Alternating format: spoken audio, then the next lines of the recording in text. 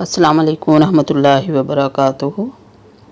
قصص القرآن علامہ حافظ ابن کثیر رحمۃ اللہ علیہ، سبق نمبر 46، حضرت صالح علیہ السلام کا قصہ، قوم سمود کا قصہ۔ علامہ صاحب فرماتے ہیں، سورہ نمل میں ارشاد ہوتا ہے، وَلَقَدْ أَرْسَلْنَا إِلَىٰ ثَمُودَ أَخَاهُمْ صَالِحًا وَكَانُوا يَتَّقُونَ۔ النمل 45-53۔ اور ہم نے سمود کی طرف ان کے بھائی صالح علیہ السلام کو بھیجا کہ خدا کی عبادت کرو، تو وہ دو فریق ہو کر جھگڑنے لگے۔ صالح نے کہا، اے قوم، تم بھلائی سے پہلے برائی کے لیے کیوں جلدی کرتے ہو، اور خدا سے بخششیں کیوں نہیں مانگتے تاکہ تم پر رحم کیا جائے؟ وہ کہنے لگے کہ تم اور تمہارے ساتھی ہمارے لیے بدشگون ہیں۔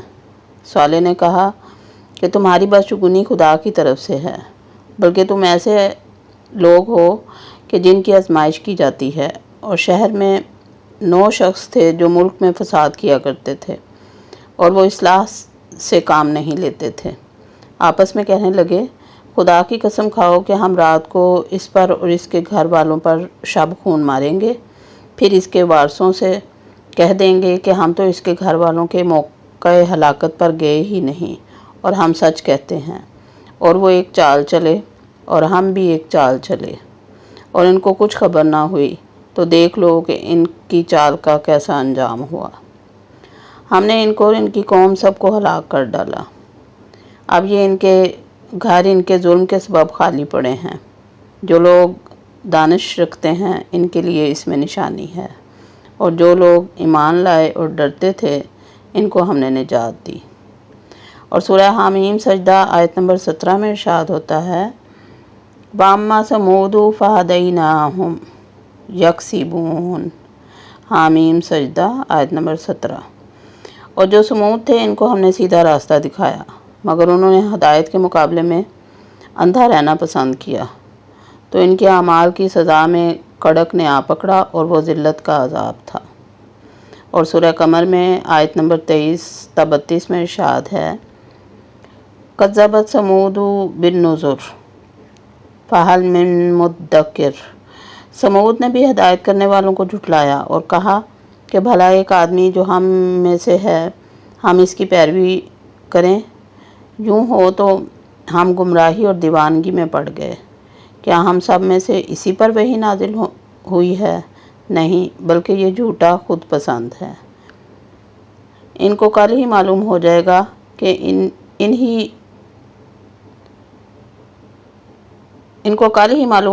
کہ کون ہی جھوٹا خود پسند ہے۔ اے صالح، ہم ان کی آزمائش کے لیے اونٹنی بھیجنے والے ہیں، تو تم ان کو دیکھتے رہو اور صبر کرتے رہو، اور آگاہ کر دو کہ ان میں پانی کی باری مقرر کر دی گئی ہے، ہر باری والے کو اپنی باری پر آنا چاہیے۔ تو ان لوگوں نے اپنے ساتھی کو بلایا تو اس نے اونٹنی کو پکڑ کر اس کی کونچیں کاٹ ڈالیں۔ سو دیکھ لو میرا عذاب اور ڈرانا کیسا ہوا۔ ہم نے ان پر عذاب کے لیے ایک چیخ بھیجی تو وہ ایسے ہو گئے جیسے باڑ والے کی سوکھی اور ٹوٹی ہوئی باڑ۔ اور ہم نے قرآن کو سمجھنے کے لیے آسان کر دیا ہے، تو کوئی ہے کہ سوچے سمجھے۔ اور سورہ شمس آیت نمبر 11-15 میں ارشاد باری تعالیٰ ہے، کذبت ثمود بطغواہا عقباہا۔ قوم سمود نے اپنی سرکشی کے سبب پیغمبر کو جھٹلایا۔ جب ان میں ایک نہایت بدبخت اٹھا تو خدا کے پیغمبر صالح نے ان سے کہا کہ خدا کی اونٹنی اور اس کے پانی پینے کی باری سے حذر کرو، مگر انہوں نے پیغمبر کو جھٹلایا اور اونٹنی کی کونچیں کاٹ ڈالیں۔ تو اللہ نے ان کے گناہ کے سبب ان پر عذاب نازل کیا اور سب کو ہلاک کر کے برابر کر دیا، اور اس کو ان کے بدلہ لینے کا کچھ بھی ڈر نہیں۔ اللہ تبارک و تعالیٰ نے قرآن مجید میں بہت سے مقامات پر عاد اور سمود کا اکٹھا ذکر کیا، مثلا سورہ برات 70، سورہ فرقان 38، ابراہیم 9، سورہ صاد 13، سورہ قاف 12، النجم 51 اور سورۃ الفجر 8 اور 9 میں کہا جاتا ہے کہ اہل کتاب کو ان دونوں امتوں کے حالات کا علم نہیں تھا اور نہ ہی ان کی کتاب تورات میں ان کا ذکر ہے، لیکن قرآن مجید سے معلوم ہوتا ہے کہ حضرت موسیٰ علیہ السلام نے ان دونوں قوموں کے بارے میں اپنی قوم بنی اسرائیل کو خبر دی تھی، جیسے سورہ ابراہیم میں اللہ تعالیٰ نے فرمایا وَقَالَ مُوسَىٰ إِن تَكْفُرُوا، سورہ ابراہیم آیت نمبر 8-9 ترجمہ۔ اور موسیٰ علیہ السلام نے کہا کہ اگر تم اور جتنے لوگ زمین میں ہیں سب کے سب ناشکری کرو تو خدا بھی بے نیاز اور قابل تعریف ہے۔ بھلا تم کو ان لوگوں کے حالات کی خبر نہیں پہنچی جو تم سے پہلے تھے، یعنی نوح اور عاد اور سمود کی قوم، اور جو ان کے بعد تھے جن کا علم اللہ کے سوا کسی کو نہیں۔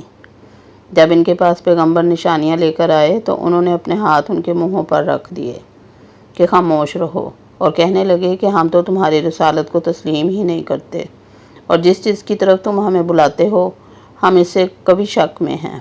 ان کے پیغمبروں نے کہا کیا تم کو خدا کے بارے میں شک ہے جو آسمانوں اور زمین کا پیدا کرنے والا ہے، اور وہ تمہیں اس لیے بلاتا ہے تاکہ تمہارے گناہ بخشے اور ایک مدت مقرر تک تم کو مہلت دے۔ اس سے ظاہر یہی ہے کہ یہ حضرت موسیٰ علیہ السلام کی گفتگو کا ہی حصہ ہے جو انہوں نے اپنی قوم کے ساتھ کی ہے، لیکن چونکہ یہ دونوں قومیں عرب سے ہیں اس لیے اہل کتاب ان کے حالات اچھی طرح محفوظ نہیں رکھ سکے، نہ ہی انہوں نے اس کو یاد رکھنے کا اہتمام کیا، اگرچہ ان کے واقعات موسیٰ علیہ السلام کے زمانے میں مشہور تھے۔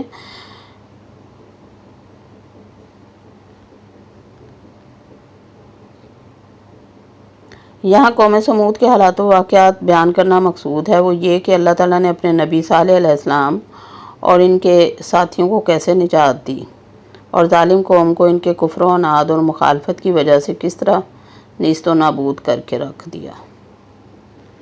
وَمَا عَلَيْنَا إِلَّا الْبَلَاغُ۔ اللہ حافظ۔